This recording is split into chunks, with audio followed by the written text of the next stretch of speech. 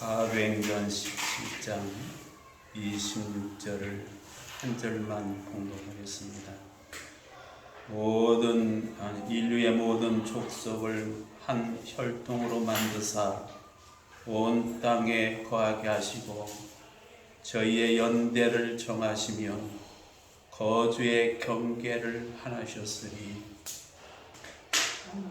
이 말씀 가지고 거주의 경계를 한정하셨으니 제목 가지고 은혜 나누고자 합니다.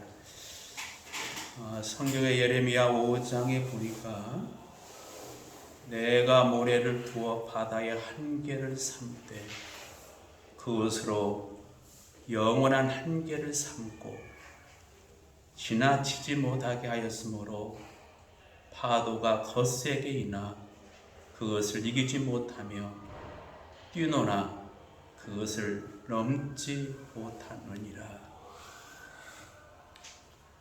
하나님께서 모래를 두어서 바다의 한계를 삼되 영원한 한계를 삼았다고 했습니다.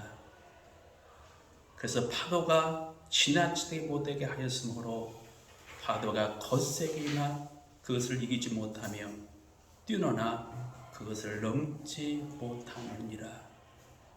하나님 만드신 창조 세계에서 수없는 세월 동안에 파도가 칩니다. 그런데 하나님께서 모래를 두어서 경계선을 영원히 경계를 두니까 수없는 세월을 파도가 쳐도 그 경계선을 넘지 못했다고 성경에 기록되어 있습니다. 우리 인생도 오늘 본문 말씀에 보니까 하나님께서 연대를 정하시고 거주의 경계를 한정하셨다. 그래서 우리의 경륜과 선진대, 그것도 설명하면 시간이 많이 가니까 저는 이제 결론이 그렇습니다. 그 얘기를 하려고 하죠. 저는 중학교 2학년 때 너무나 마음이 허전하고 공부해서 절대자 신이 살아계시는 것 같은데, 절대자 하나님의 신이 살아계시는 것 같은데 어떤 신이 살아계신 줄 모르고 내 마음이 너무나 공허하고 허전해서 신이 계시는데 그 신이 내 마음 공허한 마음을 채워주기 위해서 기도를 했습니다. 중학교 2학년 때였어요. 그러니까 좀 성숙했죠. 그래서 수없는 세월 한 몇 달을 기도했는지 모릅니다. 신이 계시다면은 내가 너무나도 공허하고 허전하니까 내 마음을 채워주십시오. 그렇게 기도하고 어느 종교가 섬기는 신이 참된 신인 줄 모르고 예수 이름으로 기도합니다.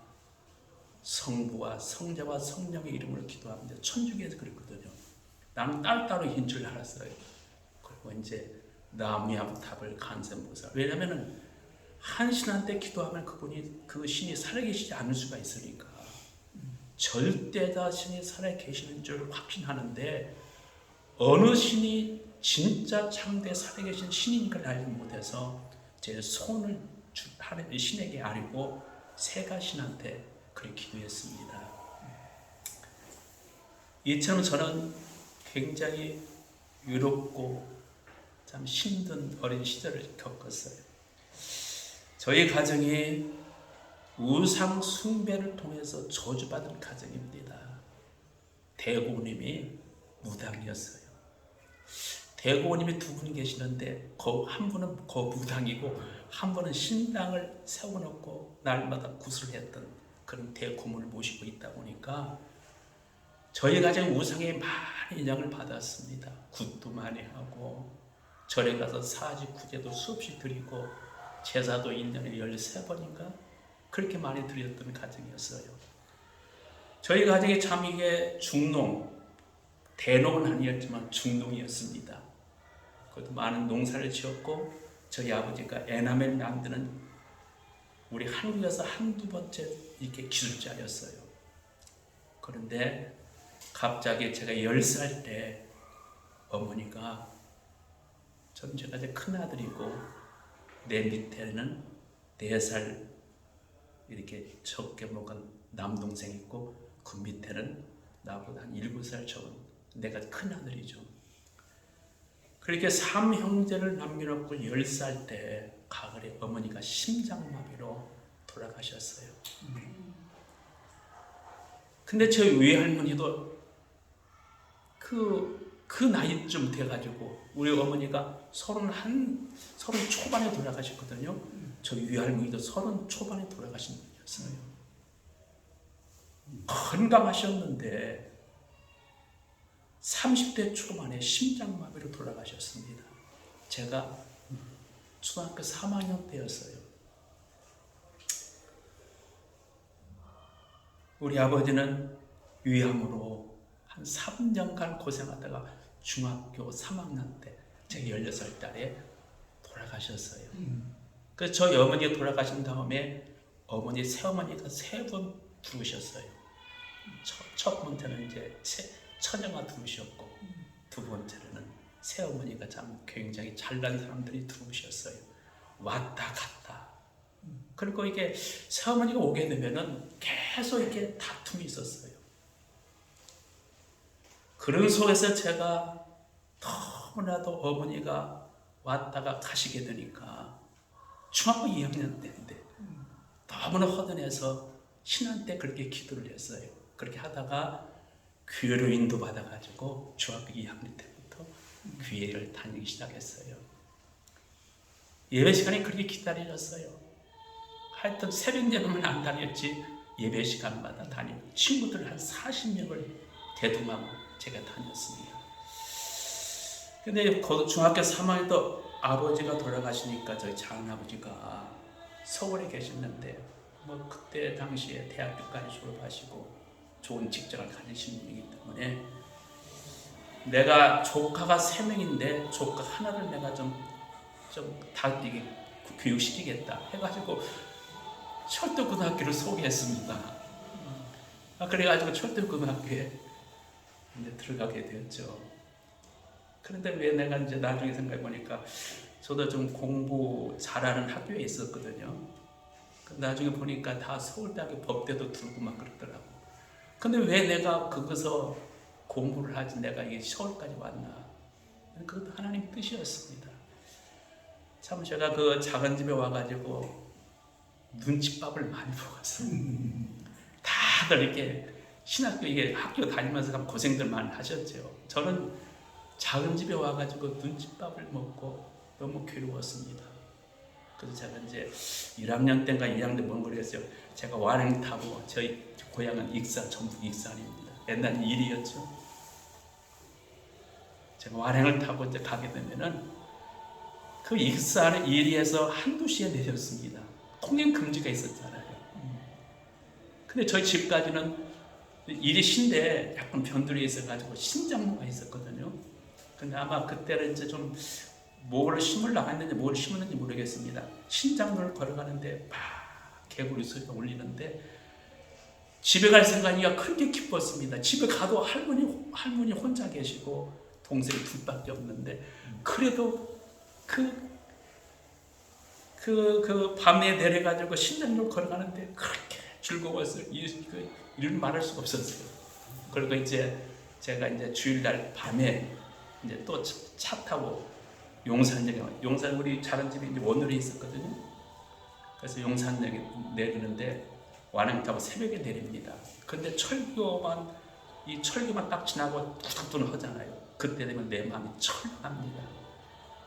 그러니까 참 이런 말할 수 없이 아니 철교만 지나는데 철교 소리만 들게 되면 철교 소리가 딱 나게 되면 내 마음이 철렁할 정도로 그렇게 참 괴로운 세월을 지났습니다.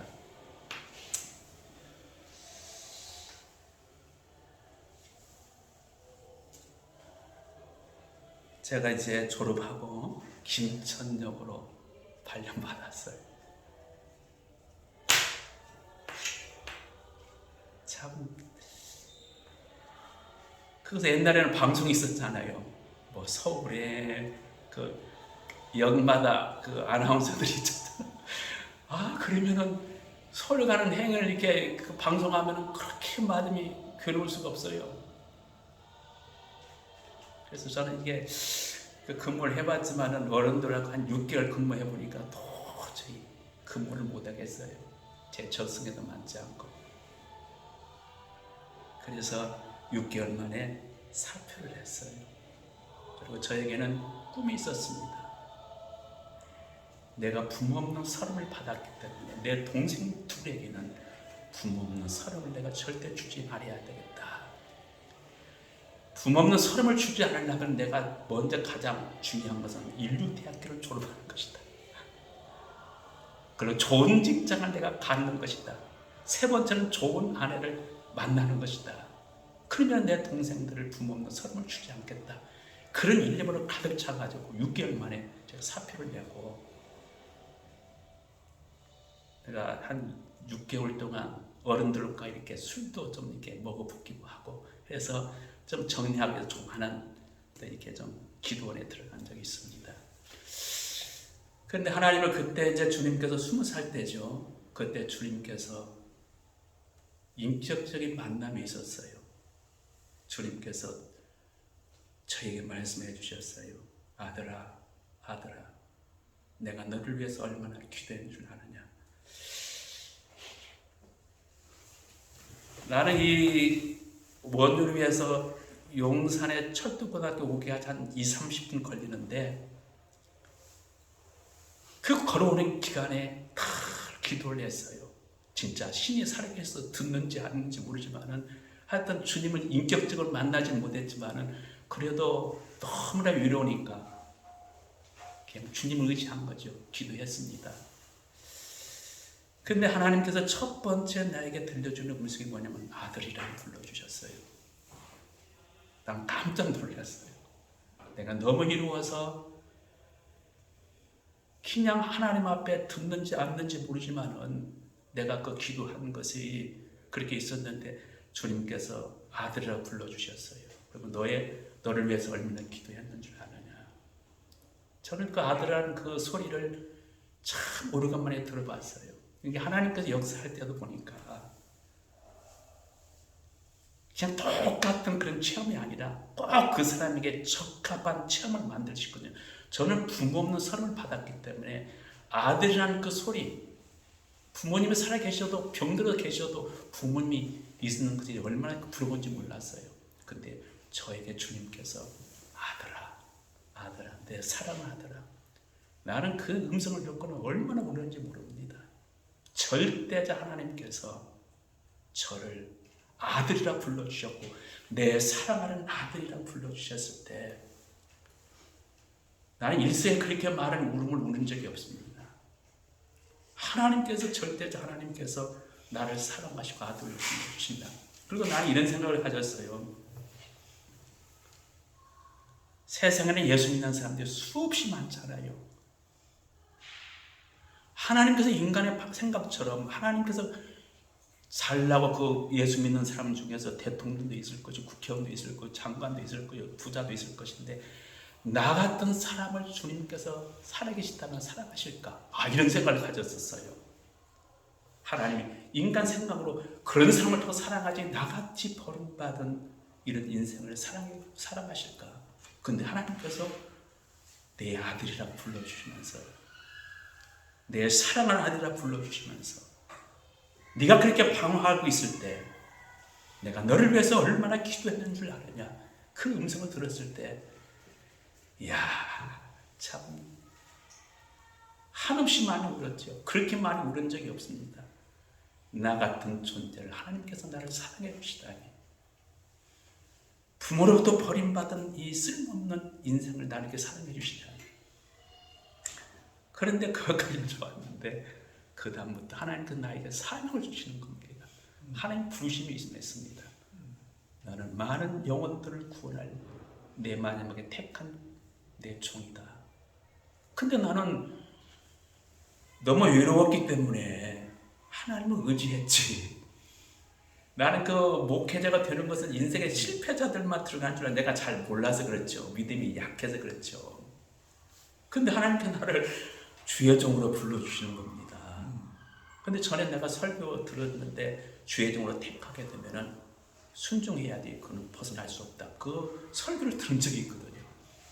그래서 나는 절대로 그 길을 갈 수 없습니다. 인생의 실패들만 가는 그 목회자의 길을, 제가 이제 익산에 이리에 있었는데 좀 변들이 있는 교회입니다. 오래된 교회죠. 보니까 목회자들이 참 가난했어요. 목회자가 신방하게 되면 그 할머니들이 가방 들고 목회자가 뒤에 가면 뒤에서 따라다니고 너무 싫었습니다. 인생에 정말 실패자들만 가는 목회자 길인 줄 알았어요. 그럼 나는 지금 뭐랍니까? 인생의 성공 꿈을 꾸고 가고 있는 사람인데 하나님의 길 주의 종을 부르니까. 그래서 나는 철학을 하면서 기도했으면, 하나님, 내가 목사만 나를 안 되게 해주신다면은 내가 장로돼서 목숨을 바쳐서 내가 주님 앞에 충성하겠습니다.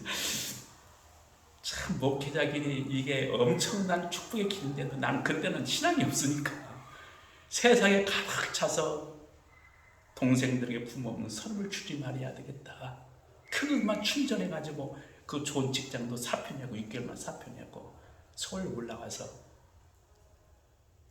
이 대성학원 종합반을 다녀서 서울대 반을 다니는데 참 이상한 것은요, 내가 기도 많이 했습니다. 철회하고 금식도 하고 딱 앉아있으면은 하루 종일 주님이 주시는 그 사명의 음성이 계속 들리는 거예요. 내가 앉아있어 그 강의를 듣는데 계속 귀로 이게 때리는 겁니다. 마지막에 나 지옥 같은 삶을 살았죠. 그때 당시에. 그래서 하나님, 내가 순종하겠습니다. 다 길도 막았고 순종하겠습니다 했더니 그때부터 내 마음에 천국이 이루어지는데,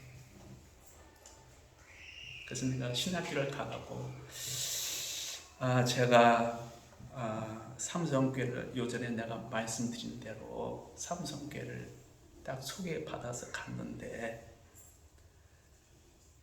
참 저는 당진이라는 소리는 들어봤지만 당진이 어디 붙어있는지 몰랐어요. 참 그 당시 내가 갔을 때는 그게 당진 읍이었습니다. 읍이라고 그렇게 시골인 것은 난 처음 봤어요. 이 지방도로가 있는데 그 포장한 지가 얼마 되지 않았어요. 그렇게 다 버려진 제일 이렇게 발전이 늦게 된 그런 땅이었어요. 어디서 전화 오네? 내게서 와? 문자에 전화. 이게 받지 말아야 되겠네. 전화 받아갖고 여기 있다고 말을 네. 죄송해요.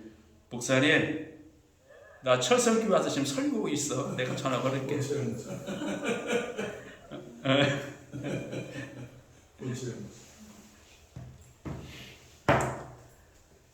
어디까지 했나? 참네. 당진. 참 시골이었어요. 그래서 나는 막 당이런 소리는 들었지만 어디 붙었는지 몰랐어요. 너무 시골이더라고. 그래서 그 교회를 당진에서 좀 들어가서 교회가 됐는데, 아니 그 교회가 10년 전 하나님이 보여준 교회였어요. 사진 찍듯이 그대로 그 교회였습니다. 그러니 내가 하나님을 거역할 수 있습니까? 근데 이상한 것은, 제가 오늘 말씀드리고 이상한 것은 뭐냐면은, 제가 총신대 합격해가지고 수업료를 늦게 갖고 가니까 다른 사람을 집어넣어 버렸어요. 근데 내가 만약 총신대에 내가 그것을 돈 들여가지고 들어갔다면은 이게 성결교회인데 삼성교회를 내가 어떻게 들어가겠냐는 거예요. 그러니까 하나님께서 다 미리 하시고 돈도 다 이게 수업료 못 내도록 늦게 내도록. 그게 참, 그거 보면 내가 만약 총신대 다녔으면 이 삼성교회 성결교회를 못 다닐 건데 뭐 하고 그럴 건데, 그 참 그 의문이 많이 생겼어요. 그래서 하여튼 삼성교회를 주님께서 10년 전에 보여주시고 이게 네 교회다. 사진 찍시 보여준 그 교회를 내가 거역할 수 있습니까? 내가 순종했어요. 그래서 주님 앞에 말했습니다. 하나님, 주님께서 가라고 이 교회를 보내주셨으니까 주님께서 가라 할 때까지 인간 방황 수단을 가지고 내가 떠나지 않겠습니다. 주님이 떠나라고 하면 내가 떠나겠습니다. 근데 제가 이게 삼성교회가요, 읍에도 읍인데 읍만개도 좀 괜찮은데 그래서 걸어가지고 시골 산골로 들어가는 거예요. 거기서 제가 목회를 했습니다. 하나님께서 그거 뭐 보내주시는데 어떤 다른 일을 할 수 있겠어요? 그래서 내가 주님 말 순종했어요. 참 인간 방법으로는 도저히 올 수 없는 그런 교회인데 순종했습니다. 그 교회는 좀 작죠. 내가 갈 때는 90호가 된 마을이었는데 시족사이였는데 떠날 쯤 되니까 한 60호, 70호인데 다 노인 양반들이었어요. 거기에서 엄청난 역사가 일어난 거죠. 교회도 크게 짓고 땅도 사고 땅값도 비싸죠. 이렇게 했습니다. 그래서 하나님 앞에 30년 동안 주님 앞에 나는 그거 좀 몇 년 하고 떠나 보내는 줄 알았어요. 또 교회도 한 30년에 지었거든요. 사택도 20년에 지었고. 그래서 지면은 이제 큰 교회로 갈 줄 알았어요. 하나님, 이 교회 사명이 끝났습니까? 30년을 새벽마다 한두씩 나가서 기도했는데 대답이 없어요.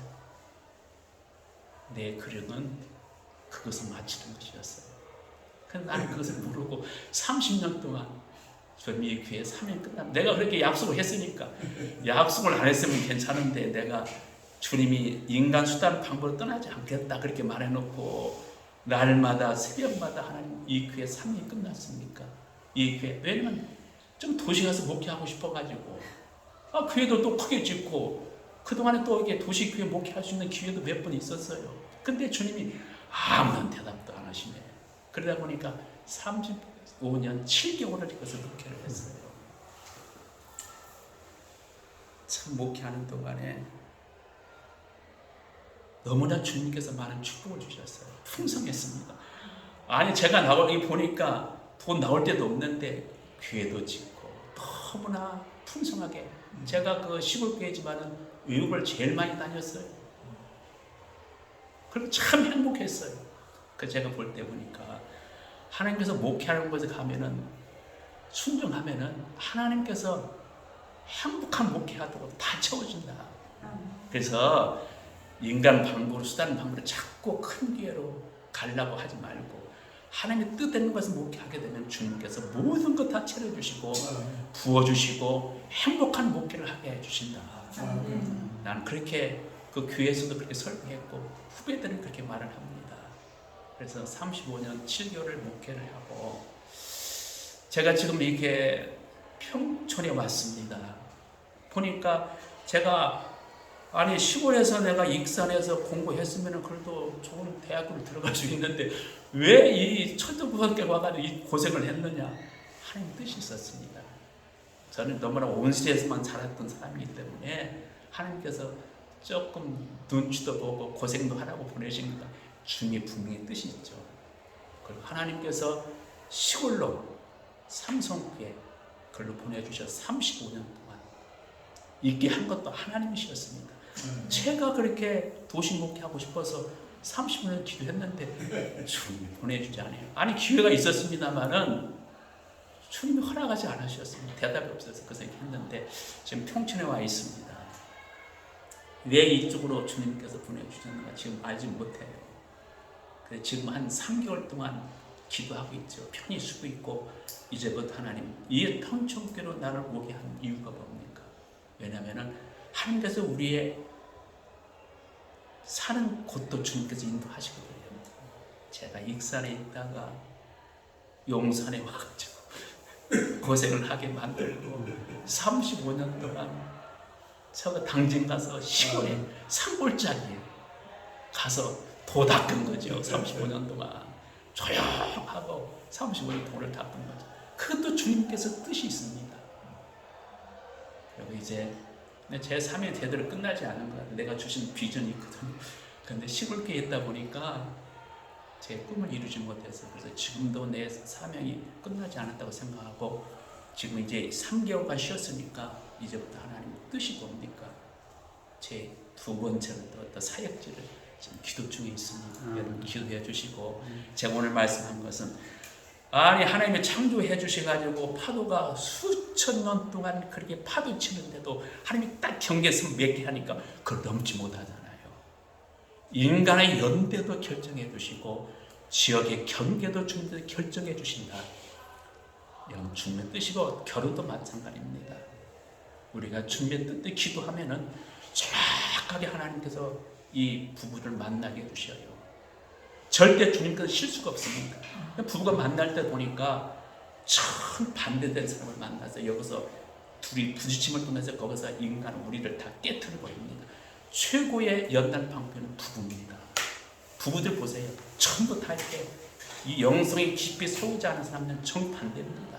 반대 사람이 만들어 거기서 이렇게 부딪히다 보면은 사람들이 바짝바짝 깨지고 제일 잘 깨져요. 사람을 만드는 방편이. 주님께서는 절대로 이 문제에 대해서 실수하지 않고 정확하게 만나게 해주셔요. 이런 거 보면은 섭리죠, 섭리. 우리의 연대도 결정해 주시고 거주의 경계도 딱 하나 해주시고. 저 보세요. 주님께서 딱 경계 가시니까 35년 동안 기도했어도 그 삼성교를 벗어나지 못하잖아요. 그래서 주님께서 우리의 발걸음 인도해 주고, 주님도 그랬잖아요. 주님이 베들레헴에서 태어나게 하시고 애굽에서 내 아들을 불렀다고 애굽으로 가시고 나사렛 사람이라 불렀다 나사렛 오시고. 보세요. 우리 발걸음도 그렇습니다. 기도하시겠어요. 좋으신 하나님, 주의 경륜과 섭리로 우리 발걸음을 인도하십니다. 예수 믿기 전부터 주님께서 섭리하고 계십니다. 우리 발걸음을 인도하십니다. 이 진리를 우리가 깊이 깨닫고 주의 인도 따라 순종하는 발걸음을 뛰게 해주셔서 우리를 통해서 하나님의 뜻을 이루는 저희 삶들이 되게 주님 축복해 주세요. 예수의 이름으로 기도합니다.